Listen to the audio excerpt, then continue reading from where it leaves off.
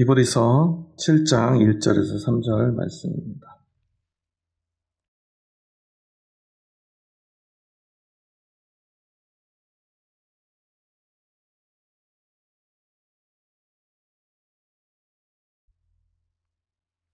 다 같이 한 목소리를 받들어 읽겠습니다. 이 멜기세덱은 살렘 왕이요 지극히 높으신 하나님의 제사장이라. 여러 왕을 쳐서 죽이고 돌아오는 아브라함을 만나 복을 빈 자라. 아브라함이 모든 것의 10분의 1을 그에게 나누어 주리나. 그 이름을 해석하면 먼저는 의의 왕이요 그 다음은 살렘 왕이니 곧 평강의 왕이요 아버지도 없고 어머니도 없고 족보도 없고 시작한 날도 없고 생명의 끝도 없어 하나님의 아들과 닮아서 항상 제사장으로 있느니라. 아멘. 네, 오늘은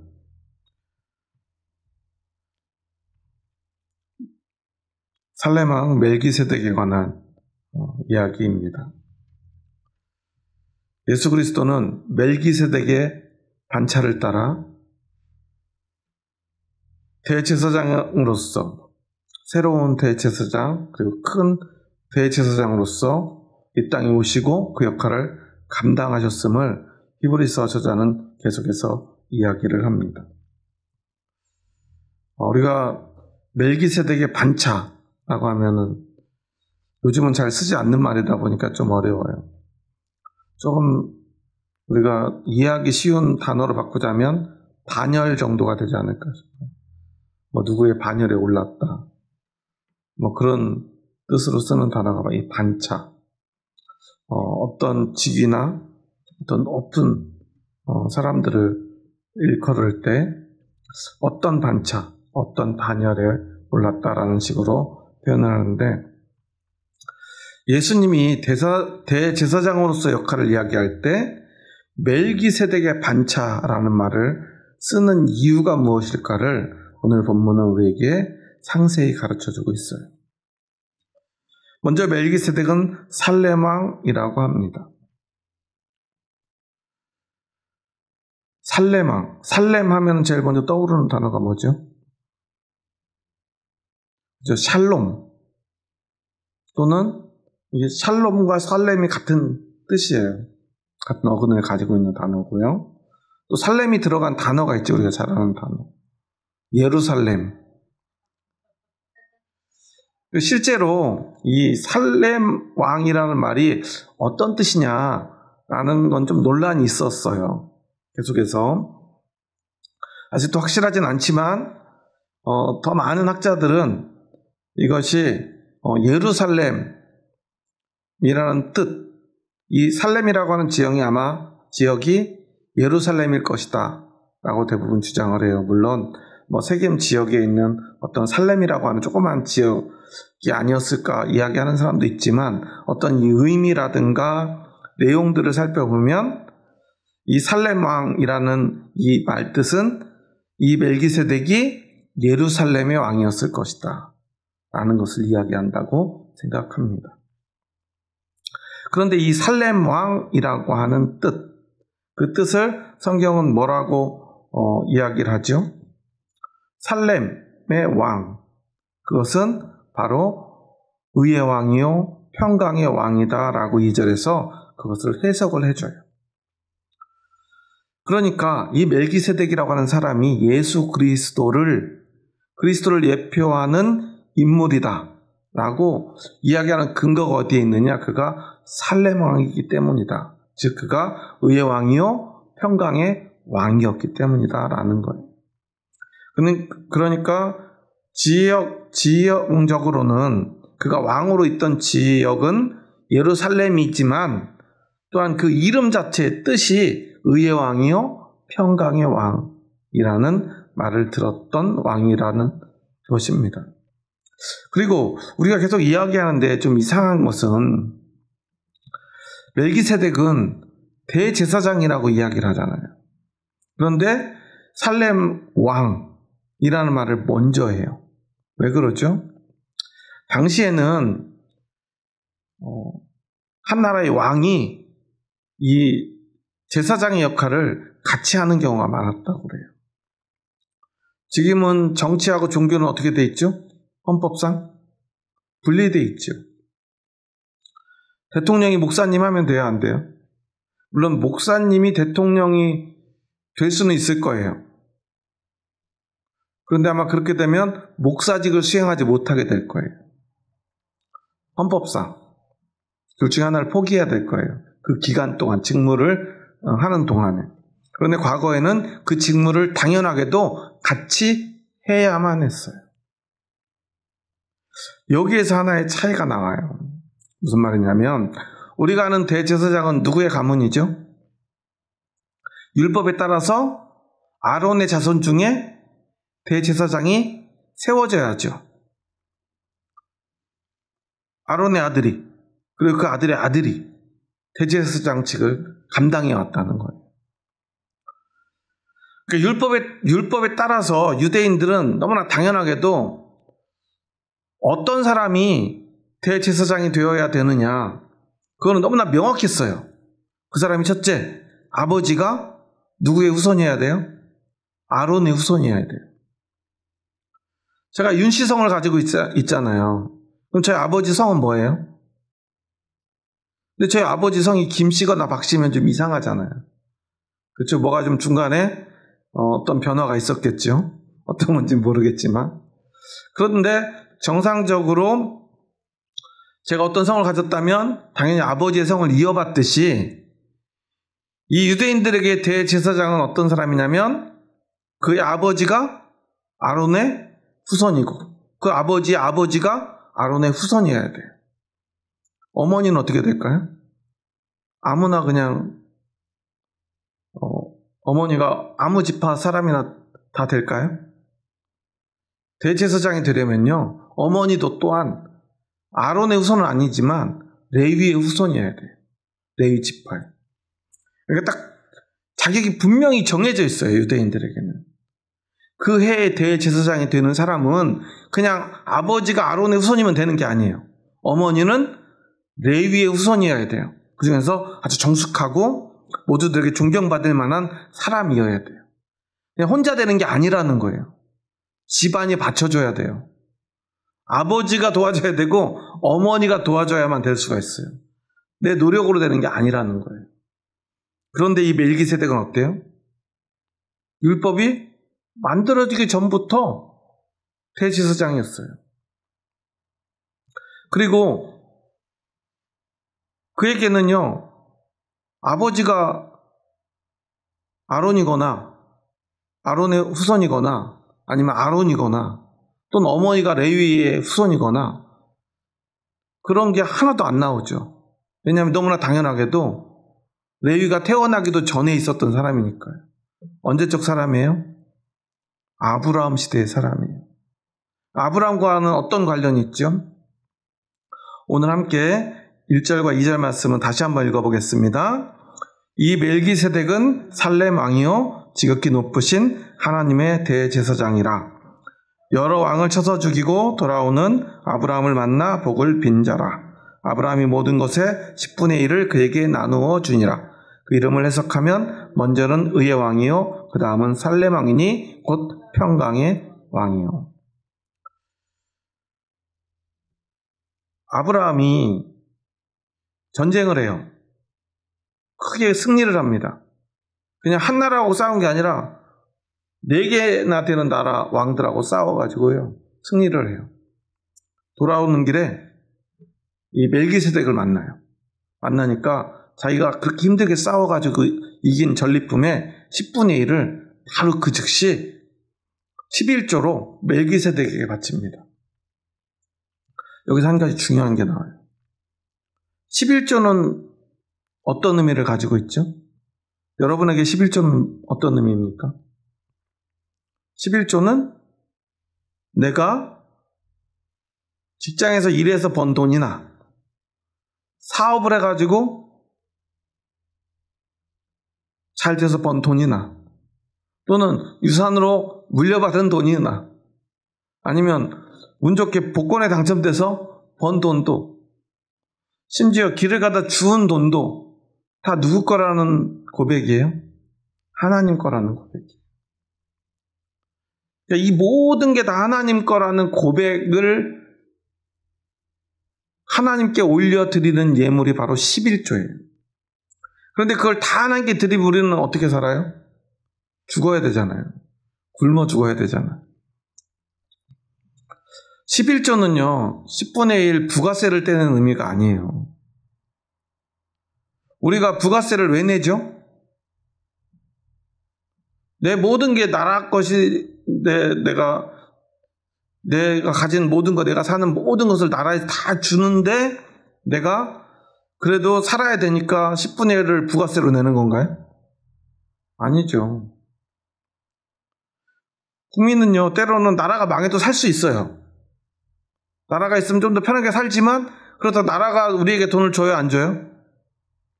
가끔 조금 주긴 해요. 이번에 받으셨죠, 올해 2번. 1번 받으셨나요? 근데 그걸로 우리가 사는 건 아니잖아요.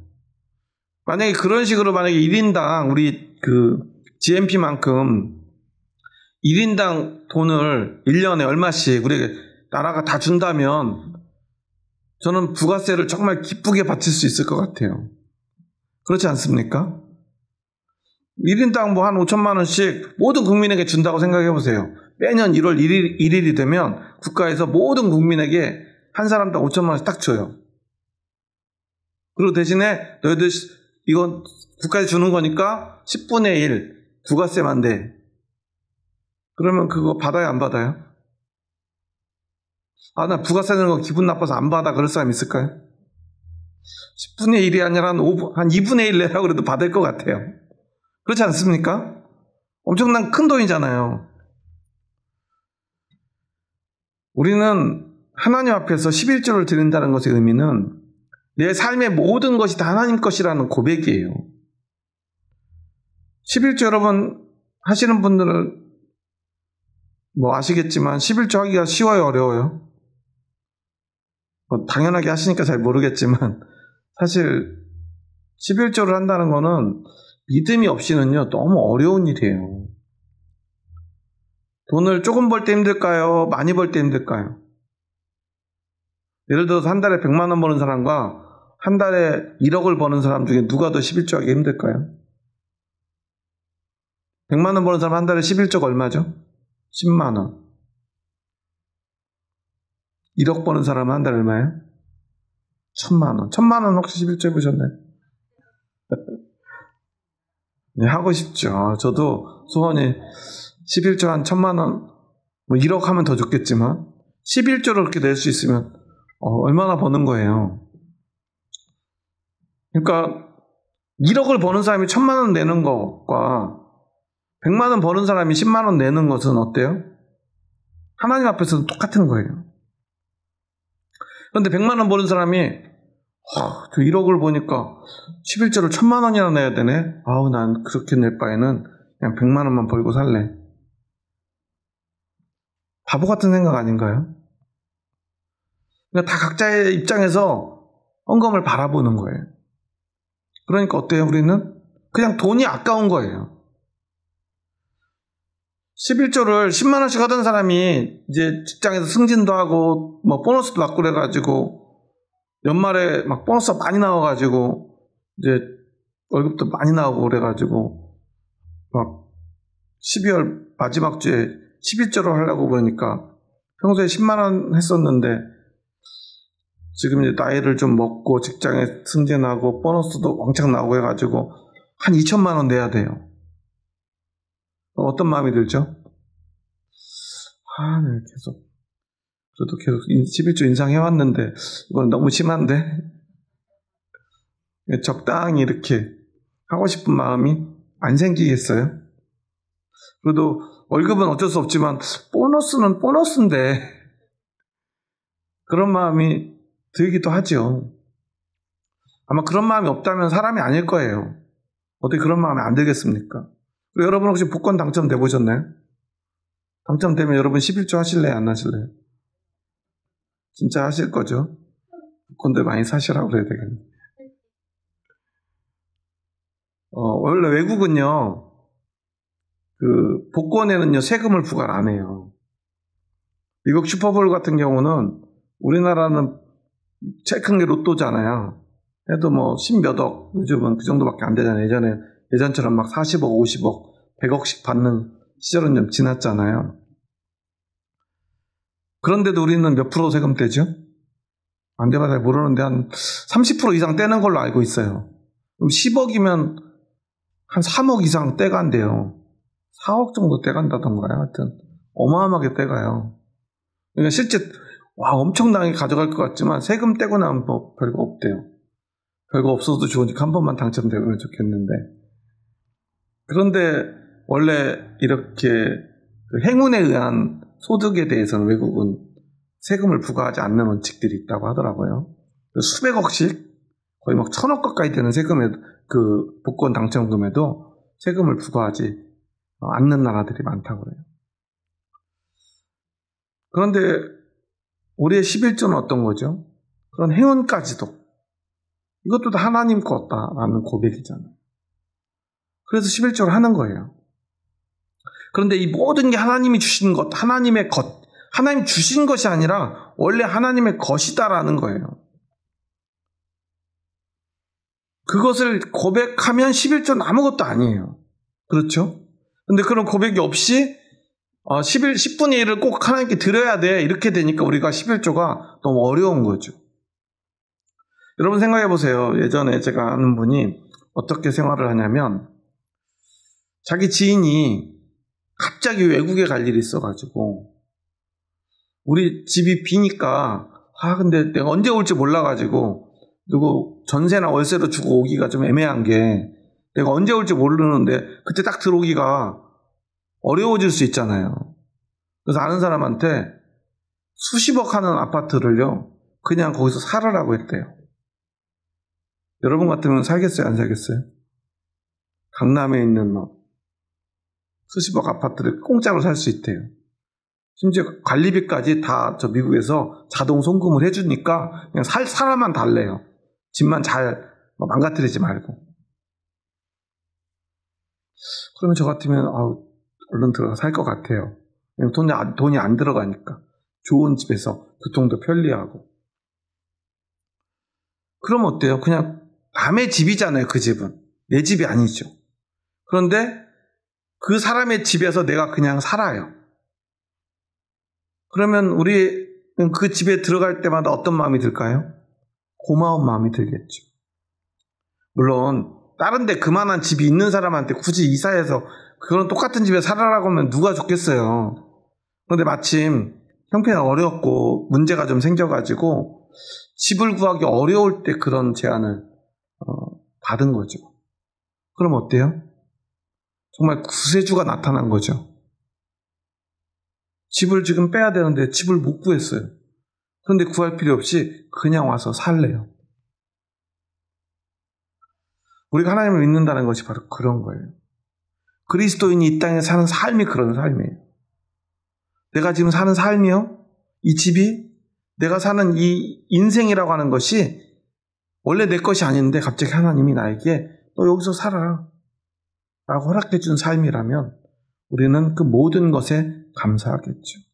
내가 자는 방도, 내가 요리하는 주방도, 내가 쓰는 화장실도, 욕실도, 또 TV 보고 가족들이 또 담소 나누는 거실도 모두 감사한 것들 뿐이죠. 때로는 그런데 아무리 좋은 집도 불편한 게 있을 수 있어요. 조금 불편해도 어때요? 여전히 감사하겠죠. 내 게 아니니까. 모든 것에 감사해요. 그런데 그렇게 집을 주고 이제 갔던 친구가 대신에 나 미국 가기 전에 밥 한 번 사라 그래요. 너무 아까운데. 그럴까요? 그런 사람은 없겠죠. 밥이 아니라 뭐 더한 것도 살 수 있지 않겠습니까? 한 1년만 살아도 그 월세가 얼마입니까? 그런데 그게 10년, 20년, 30년 어떻게 얼마나 오래 살지 몰라요. 내가 가진 이것이 다 내 거라고 생각이 되면요. 모든 게 다 아깝죠. 현대인들에게 돈이란 어떤 의미죠? 우리가 돈 벌려면 어떻게 해야 돼요? 물론 이제 부모님이 물려주시는 거 말고, 그냥 우연히 가진 거 말고, 내가 세상에서 땀 흘려 돈 벌려면 어떻게 해야 돼요? 내 생명을 바쳐야 돼요. 직장인들은 어때요? 아침에 출근하죠. 퇴근할 때까지 거기에서 나오면 돼요, 안 돼요? 안 되죠. 사업하는 사람들은 더 심해요. 막 직장생활 하는 사람들이 자영업자 보면 되게 부러워하다가 막상 자영업자가 되고 나면, 자영업자가 되면 자기는 이제 뭐 직원들 이렇게 알아서 일하라고 그러고 자기는 골프 치러 다닐 줄 아는데, 직원들보다 더 일찍 출근했다가 직원들 다 내보내고 혼자 마지막에 정리까지 하고 가야 돼요. 그것도 회사는 그래도 어떻게 되죠? 9 to 6. 9시부터 6시까지 일하면 되는데, 아니면 8시부터 5시까지 일하면 되는데, 자영업은 어때요? 새벽부터 손님 끝날 때까지, 어떨 때 밤 12시, 11시 막 새벽까지도 일해야 될 때도 있잖아요. 전 어렸을 때부터 어머니가 식당을 하시던 모습을 하도 봐가지고 어렸을 때부터 제가 절대로 하지 말아야 되겠다 생각했던 게 식당이었어요. 난 나중에 음식 장사는 절대 하지 말아야겠다. 너무 힘들다. 쉬는 시간이 없어요. 요즘은 그래도 식당마다 브레이크 타임 있잖아요. 예전에 브레이크 타임 같은 거 하면 식당 망했어요. 손님 뭐야 이거, 손님이 왔는데, 손님은 뭐예요? 왕이었잖아요. 손님이 왔는데 자기 쉬겠다고 손님을 안 받아? 뭐 이런 식당이 다 있어. 그러고 안 가요, 사람들이. 12시부터 1시까지만 장사하면 얼마나 좋아요. 그런데 뭐 점심시간에 손님 하나도 없더니 갑자기 3시, 4시에 막 손님들이 몰려오고요. 5시, 6시쯤 막 밥 먹으러 와서 먹고 한 7시쯤 끝나고 문 닫고 가면 좋은데, 그때는 아무도 안 오더니 갑자기 밤 11시에 와가지고 밥 달래요. 그럼 어머니는 주무실 준비하다가도 벌떡 일어나가지고 나가가지고 식사를 준비해가지고 이렇게 내놔요. 그럼 11시에 와서 먹는 사람들이 그냥 빨리 먹고 11시 반에 갈까요? 그 시간에 오는 분들은 이미 새벽까지 밥을 먹고 다른 것도 먹을 생각을 하고 오는 거예요. 그럼 2시, 3시까지 못 자고 앉아 계셔야 돼요. 그러한 삶을 살아야 돼요. 그런데도 우리는 그렇게 살아요. 뭘 위해서요? 돈을 위해서. 돈이 있어야 사니까 돈을 벌어요. 근데 그 돈을 위해서 뭘 해요? 내 시간을 바치죠. 내 노력을 바치죠. 그런데 그 시간은 엄밀히 따지면 뭐예요? 내 생명이죠. 황금 같은 시기에 내 생명을 그 돈을 위해 우리가 바치는 거예요. 그러니까 돈은 우리에게 어떤 의미냐면 우리의 생명이에요. 교회에서 막 돈은 아무것도 아닌 것처럼 말해서는 안 된다고 저는 생각해요. 우리가 돈을 벌기 위해서 어떻게 하는데? 물론 그렇게 안 하는 사람들도 있죠. 일부의 사람들이 있을 거예요. 상위 1%의 사람들은 돈을 위해 그렇게 생명을 바치지 않아도 될 거예요. 그 사람들 요즘 무슨 자유에 대해서 많이 이야기하죠? 경제적 자유. 그리스도인에게도 예수님이 주시는 영적인 자유보다 경제적 자유에 더 매몰되어 있는 시대를 살고 있죠. 왜냐하면 돈을 위해 생명을 바치고 싶지 않은 거예요. 살기 위해 돈을 버는데 돈을 위해 생명을 바치면 그게 무슨 의미가 있냐는 거죠. 그런데 그건 쉽지 않죠. 경제적 자유. 세상에서 몇몇 사람들밖에는 누리지 못하는 거예요. 그런데 그 생명 같은 돈을 하나님께 바친다는 건 어떤 의미예요?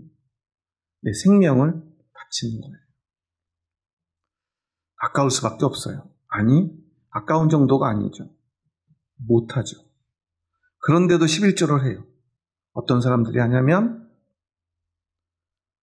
하나님이 내 생명보다 소중하고 내 생명의 전부가 하나님의 거라고 믿어요. 그러니까 내 생명을 갈아서 돈을 벌었어도 그 돈이 하나님 거예요. 왜냐하면 내 생명도 하나님 거니까. 그러니까 11조 하는 게 어렵지 않은 거예요. 그럼에도 불구하고 어렵죠. 그런데 오늘 아브라함은 멜기세덱에게 바친 11조가 어떤 11조예요? 목숨 걸고 싸워서 사람을 죽이고 뺏어온 전리품이에요. 그것을 멜기세덱에게 바쳐요. 왜 바쳐요? 이것을 멜기세덱에게 바쳤다는 의미는 원래 11조는 우리가 하나님께 바쳐야 되잖아요. 그런데 여러분 11조 하나님께 어떻게 드려요? 가끔 변호사에 올라가가지고 하나님께 직접 드리시나요? 그럼 어떻게 해요? 교회에다가 헌금을 하면 그 헌금을 목사님한테 갖다 주면 목사님이 헌금함을 가지고 하나님께 축복기도 하고 축사하고 그리고 하나님께서 그것을 받아주시는 거죠. 그러면 그 돈은 교회 안에서 하나님을 위해서 사용되는 거죠. 그런 의미로 멜기세덱은 그 11조를 받은 거예요. 어떤 의미예요?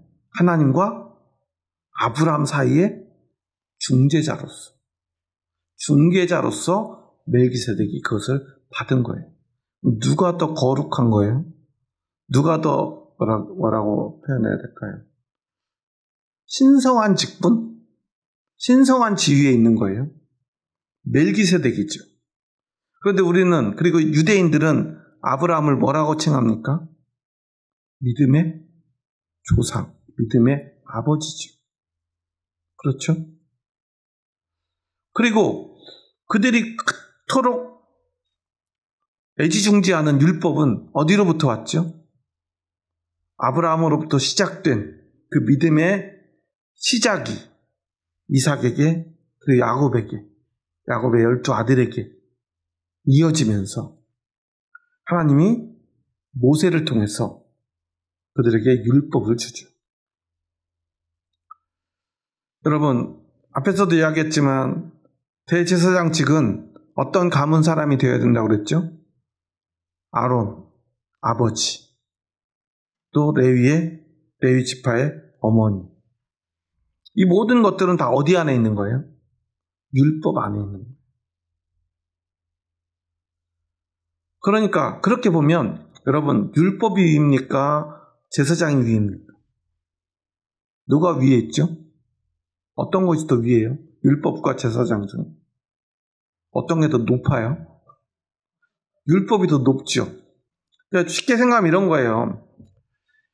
요즘 대법원장 문제가 좀 사회적 이슈가 되고 있던데요. 대법원장이 법의 허점을 이용해가지고 과거에 재판을 막 자기 멋대로 막 빨리 했다, 늦게 했다, 막 이렇게 했잖아요. 그것이 어떤 정치적인 목적을 가지고, 나쁜 목적을 가지고 한 행동이다. 뭐 이런 이야기들. 아니다. 그것은 대법원장의 권한이다.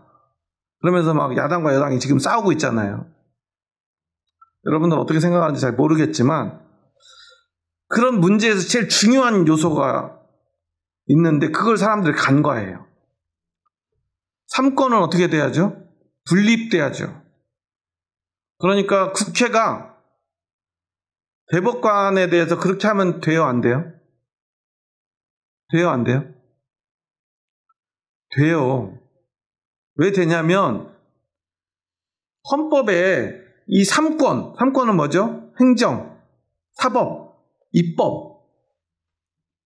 행정은 누구예요? 행정 수반은 대통령. 사법부의 수반 대장은 누구예요? 대법원장. 물론 검사들도 있지만 어쨌거나 지휘상으로 제일 높은 게 대법원장이잖아요. 그리고 입법권은 누구죠? 국회의원들이죠. 국회의장을 비롯해서. 헌법에 이 세 가지 직책 중에서 어디에 대해서 제일 많이 나왔을까요? 국회의원, 입법기관에 대해서 제일 많이 기록되어 있어요. 헌법에. 찾아보시면. 왜 그래요? 입법기관인 국회는 실제로 국가의 돈을 움직이거나 아니면 재판관들, 대법원장처럼 누구를 실제로 재판하는 실제적인 일을 해요, 안 해요? 안 해요. 삼권이 분립됐다는 것은 각자의 역할을 각자가 잘 하라는 거예요. 남의 역할 하지 말고. 쉽게 말해서 대법원장이 대통령 역할 하려고 자기가 어떤 정치나 행정에 관여해서는 안 된다는 이야기예요. 대통령이 사법 질서를 망가뜨리고 사법 판결에 관여하지 말라는 거예요. 야, 너 이렇게 나한테 이거 불리하니까 이건 하지 말고 저거는 나한테 유리하니까 이렇게 해. 라는 걸 하지 말라는 거예요. 그런데 입법기관은 어때요? 국회는? 국회가 삼권 분립에 합당하게 하려면 뭘 해야 되냐면 대통령이 잘못했어요. 탄핵해요, 안 해요? 탄핵해요. 관여하잖아요, 대통령한테. 대법원장이 잘못하면 탄핵할 수 있어요, 없어요? 탄핵할 수 있어요. 실제로 어떤 국민들의 삶에 직접적으로 관여하지 않지만 누구를 관여해요? 권력을 가진 사람들에 대해서 입법기관인 국회가 관여하라는 거예요. 그게 삼권 분립의 원칙이에요. 왜 그럴까요? 국회의원들은 누가 뽑아요? 국민이 뽑아요. 진짜 국민의 대표가 그래서 누구예요? 물론 대통령이죠. 그 대통령에게는 가장 많은 권력이 집중돼 있어요. 그렇지만 국회의원을 국민들이 직접 뽑아줌으로 말미암아, 다수의 국회의원을 뽑아줌으로 말미암아 입법권을 이용해서 이 대통령의 그 무한한 권력을 견제하라고 하는 것이 삼권 분립의 원칙이죠. 그런 식으로 이 모든 것들 중에서 사실은 제일 중요한 게 무엇인가를 우리에게 이것을 통해서 보여주는 게 있어요. 모든 어떤 사람보다 법이 중요하다는 거예요. 어떤 사람보다 법이 위에 있다는 거예요. 그래서 그 법을 만드는 국회의원들은 어때요? 실제로 돈을 움직이거나 사람을 판결을 직접 내리진 않지만 그 모든 것들의 기준이 되는 법을 만드는 일을 하기 때문에 헌법에는 이 국회의원들에 대한 권한과 제한에 대해서 많이 기록을 해놓은 거예요. 중요하기 때문에 그래요. 그러니까 대법원장이 삼권 분립을 외칠 게 아니라 자기는 국민이 뽑은 국회의원들이 만든 법을 잘 따라야 되는 사람이에요. 잘 따르라고 권한을 준 거예요. 잘 따르지 않으면 어떻게 해야 돼요? 탄핵해야 돼요. 큰 잘못을 저질렀으면 대통령처럼 탄핵돼서 감옥에도 가야 돼요. 자기들이 판결 내는 사람이니까 얘네들이 나를 아무리 건드려도 나는 다 이길 수 있어 이런 착각을 하면 안 돼요. 반드시 언젠가는 그들도 재판을 받게 돼 있어요. 자기들도 법 아래에 법 앞에 서야만 돼요. 사람은 법 위에 있을 수 없어요. 대통령이 무한한 권력을 가지죠. 하지만 탄핵되고 나니까 지금 어디가 있어요? 교도소가 있잖아요. 법보다 자기가 위라고 착각했던 거예요. 뭐 했어요? 계엄을 선포했죠. 불법적으로. 지금 전 국무총리가 사형 위기에 지금 처해 있어요. 자기는 뭐 대통령을 말렸다고 거짓말하고 했던 게 다 거짓말로 들통나고 있죠. 영상이 다 나오고 증인이 막 계속 쏟아져 나오고 있죠. 이대로 가면 사형 선고가 될 가능성이 굉장히 높다고 그래요. 한덕수 씨 아마 사형당할지도 몰라요. 참 안타까운 일이지만 착각했기 때문이에요. 자기가 법 위에 있다고. 저는 계엄을 생각해 보면 이런 생각이 들어요. 법 아래에 있는 사람들, 법을 존중하는 사람들은요, 모든 행동이 조심스러워요. 왜냐하면 법을 존중하기 때문에 그래요. 법이 높다는 것을 알고 있기 때문에 그래요. 인정하기 때문에. 그런데 어느 정도 권력에 이렇게 정점에 가면 법이 다 어디에 있는 것처럼 느껴져요? 내 아래에 있는 것처럼 느껴져요. 검사들이 그러고요. 판사들이 그래요. 대통령이 그러고요. 과거에는 더 심했죠. 그런데 아직도 그런 사람들이 많다는 거예요. 여러분 생각해 보세요. 요즘 불법 계엄, 탄핵 심판, 그 재판 과정 보면 여러분 속이 시원해요? 답답해요? 답답하죠. 아니 뭐 이런 초등학생도 재판할 수 있는 걸 가지고 뭘 저렇게 몇 달씩 몇 년씩 저렇게 끌고 막 무슨 저런 얘기를 계속 듣고 앉아있나 싶잖아요. 그런데 만약에 입장을 바꿔 생각해 보세요. 계엄에 성공했으면 그 대통령이 국회의원들 감옥에 넣을 때 싹 다 잡아들이라고 그래라 명령 내렸대잖아요. 싹 다 잡아들일 때 뭐 6개월씩 한 달, 뭐 1년씩 재판하면서 잡아들였을까요? 아니죠. 그냥 막 줄로 막 묶어가지고 갖다가 막 바다에다 퐁당퐁당 던졌을지도 몰라요. 어디서 어떻게 죽었는지 찾지도 못할지도 몰라요. 분명히 그랬을 거예요. 실제로 과거에 그런 일들이 많이 벌어졌죠. 옛날 저희 대학교 다닐 때 진짜 대모하다 잡혀가지고 진짜 불구가 되어가지고 나온 선배들도 있었어요. 어떻게 그런 일이 있을까 싶은데 그런 일이 그냥 버젓이 벌어졌었어요. 그냥 대낮에 일어났었어요. 학교에 들어와서 그냥 경찰들이 그냥 아무 사람들 보는 앞에서 그냥 끌고 가고 그랬어요. 법을 무시하는 사람들은 그래요. 그런데 법을 지키는 사람들은 어때요? 길고 지루하고 힘든 과정을 겪어야 해요. 막 성질 같아서는 그 사람들이 할 거랑 똑같은 행동을 우리도 하고 싶지만 우리는 그럴 수 없어요. 왜냐하면 법을 존중하고 법이 우리 위에 있다고 믿기 때문에 그래요. 대법관조차도 법을 지켜야 해요. 제사장은 법에 따라 세워집니다. 그런데 유일하게 그 법이 없이도 제사장이 된 사람이 바로 멜기세덱입니다. 법이 있기 전에 이미 대제사장이 된 사람이에요. 예루살렘의 왕이었고요. 하나님이 세운 제사장이었어요. 우리 한번 3절 말씀 읽어볼까요? 함께 읽습니다. 아버지도 없고 어머니도 없고 족보도 없고 시작한 날도 없고 생명의 끝도 없어 하나님의 아들과 닮아서 항상 제사장으로 있느니라. 아멘.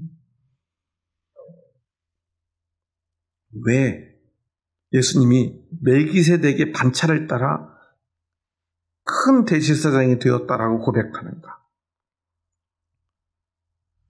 원래 아버지도 없고 어머니도 없고 족보도 없는 사람은 어떤 사람이죠? 그런 사람은 뭐라고 불러요? 뭐 불황자 그러지 않나요? 보통 이 표현은요, 출신이 천하거나 우리가 보통 족보도 없는 이런 표현을 하잖아요. 그런 사람들을 원래 대상으로 하는 표현이에요. 실제로 유대인들도 많이 쓰는 표현인데 이것을 멜기세덱에 써요. 왜 그러냐면 어떻게 보면 이런 것들이 세상에서 보면은 너무 쓸모없고 너무 보잘것없는 천한 족보 없는 사람에 대한 이야기가 될 수 있죠. 앞에서 이야기한 것처럼 대제사장이려면 족보가 있어야 돼요. 어떤 족보가 있어야 돼요? 아론의 족보가 필요해요. 누구 족보도 있어야 돼요? 레위의 족보도 있어야 돼요. 그런데 멜기세덱은 족보가 있어요? 없어요? 없어요. 예수님은 있어요? 없어요? 예수님도 아론의 자손이 아니잖아요. 레위의 후손이 아니잖아요. 요셉도 마리아도 아무 상관이 없어요. 요셉은 어떤 지파죠? 아브라함은 누구의 후손이에요? 다윗의 후손이잖아요. 유다 지파. 우리가 뭐 이런 게 헷갈리죠. 그런데 그게 중요하지 않다는 거예요. 그런 것들을 보여주는 거예요. 멜기세덱, 너희들 멜기세덱을 너희들은 되게 굉장히 존경하지. 왜 존경해요? 아브라함이 11조를 바친 대제사장이기 때문에. 너희들 멜기세덱을 우러르잖아. 그래서 오죽하면 유대인들은요, 이 멜기세덱이 가브리엘 천사가 아닐까? 막 이런 식으로 생각을 한대요. 멜기세덱은 하나님이 아닐까? 막 이런 생각까지 한대요. 왜냐하면 아브라함이 11조를 바칠 정도니까. 그 사람이 너무 베일에 쌓여 있어가지고 얼마나 그 사람이 어떤 사람인지 잘 모르냐면 아버지도 없고 어머니도 없고 족보도 없대요. 시작한 날도 모르고 끝난 날도 모르는데요. 그 말은 무슨 말이에요? 언제 태어났는지 언제 죽었는지 모른다는 소리예요. 사실 이거는 뭐 노숙자가 쥐도새도 모르게 언제 태어나서 어디 출신 사람인지도 모르고 그 사람 나이도 몇 살인지도 모르고 그냥 언제 또 겨울에 추워서 얼어 죽어가지고 그냥 사라져버리면 뭐야 저기 앉아있던 노숙자 어디 갔지? 이러고 끝나버리는 것 같은 내용이지만 이것을 반대로 생각해보면 세상 그 누구에게도 영향을 받지 않는 어떤 족보도 상관없고 어느 출신 지역도 상관없고 또 그와 가까워서 그에게 영향을 미치는 어떤 사람도 없고 완전히 독립적이고 또한 독보적인 어떤 존재. 그래서 예수님도 공생의 기간에 가족들과 함께 했나요? 아니죠. 오히려 제자들하고 막 사역을 하고 있는데 가족이 찾아왔다니까 예수님이 뭐라고 그래요? 가족이 너희 원수다 이렇게 얘기하시잖아요. 진짜 내 가족이 누구냐 그러잖아요.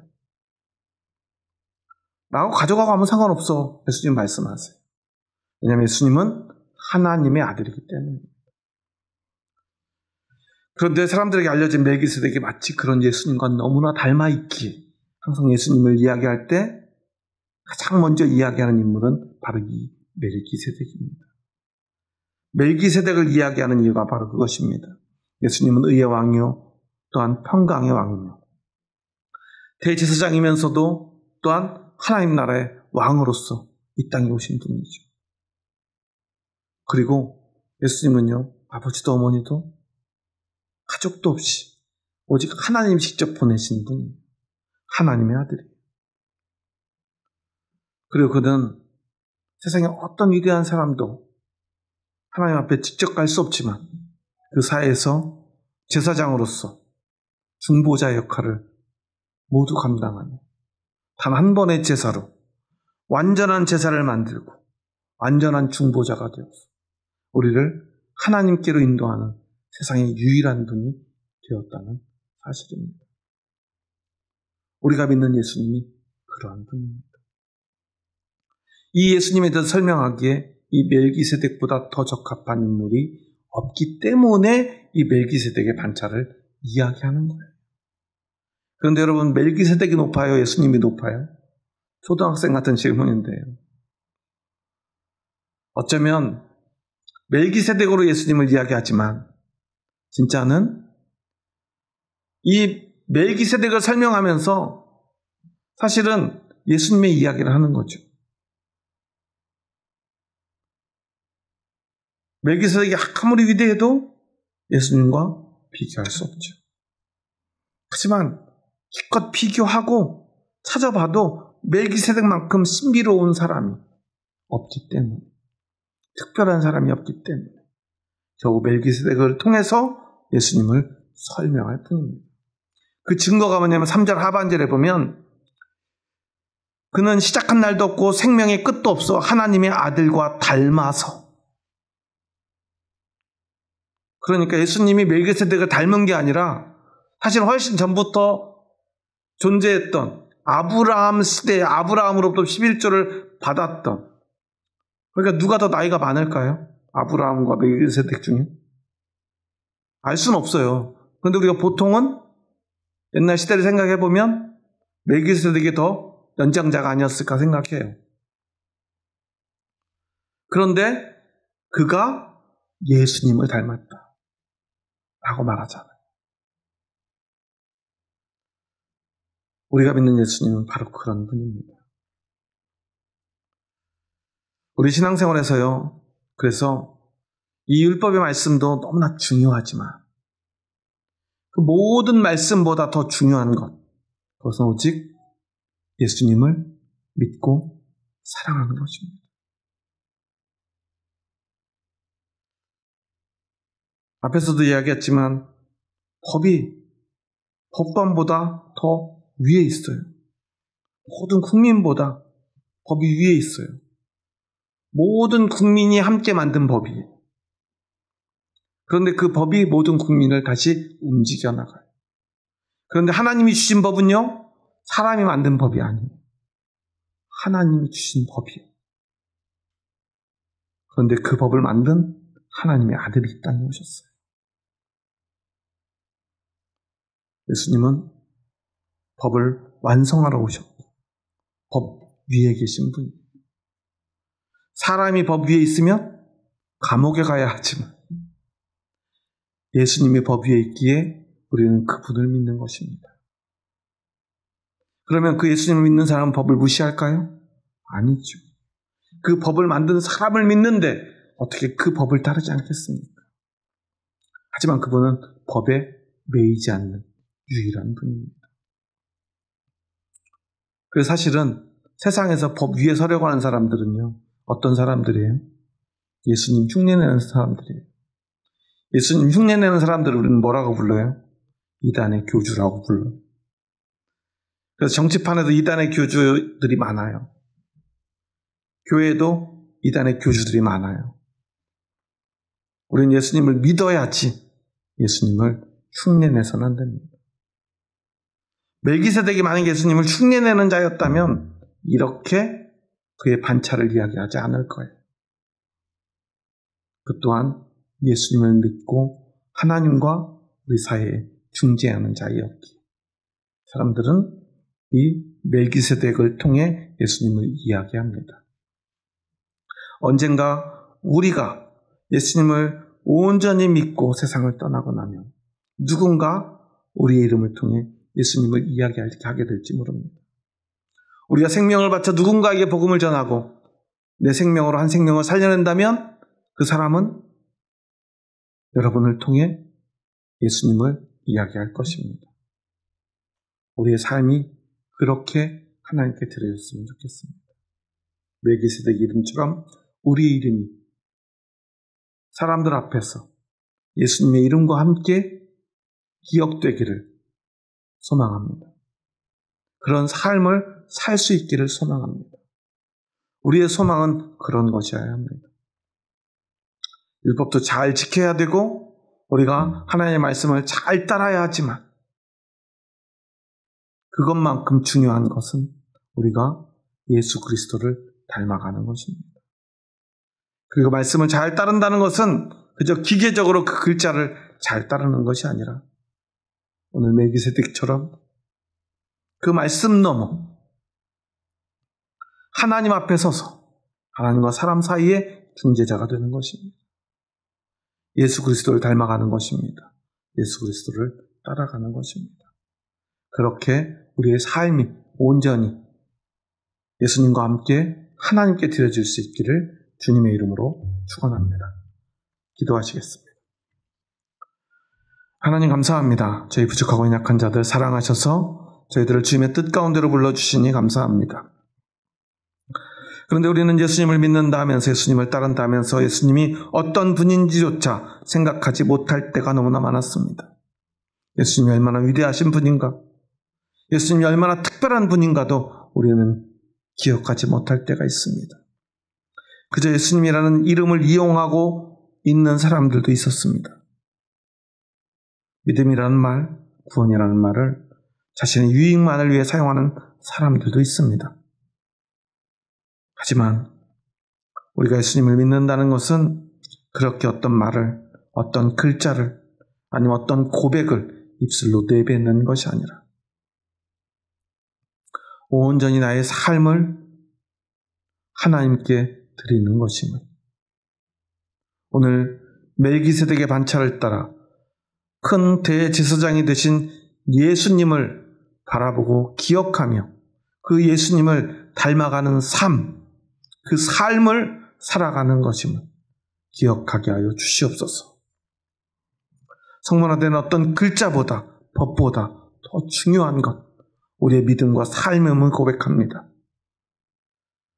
율법에 따라서 멜기세덱을 바라보면 그는 자격 없는 사람이지만 그는 그의 삶 전체가, 그 이름부터 그의 삶의 모든 순간이 온전히 하나님께 드려진 존재였기에 그리고 그가 또한 하나님의 것이었고 하나님이 세운 사람이었기에 그는 예수님과 비교될 수 있었습니다.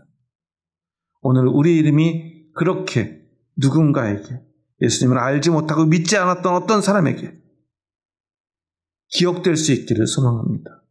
우리가 그 생명을 위해서 목숨을 바치며 그 생명과 하나님 사이에 중재자가 되었던 멜기세덱처럼 우리가 생명 다하여 예수님의 희생으로 누군가를 살려낸다면 그 사람이 그렇게 우리의 이름을 예수님과 함께 기억하게 될 줄 믿습니다. 우리의 믿음이 그런 고귀한 믿음 되게 하여 주시옵소서. 이제는 우리 주 예수 그리스도의 은혜와 하나님의 사랑하심과 성령님의 교통하심이 오늘 오직 멜기세덱의 반차를 따라 큰 대제사장이 되신 예수 그리스도를 따르며 예수 그리스도께 나의 10의 1을 11조를 드리는 그 믿음의 고백으로 나의 삶의 전부는 하나님의 것입니다. 나의 전부를 받아주시옵소서. 고백하며 나의 삶의 전부를 하나님께 드리고 나의 삶이 오직 예수님만 따라가겠노라, 예수님만 따르기 원하노라 믿음으로 고백하는 이 자리에 머리 숙인 한 영혼 머리 위에 이제로부터 영원토록 함께 하시기를 간절히 축원하옵나이다. 아멘.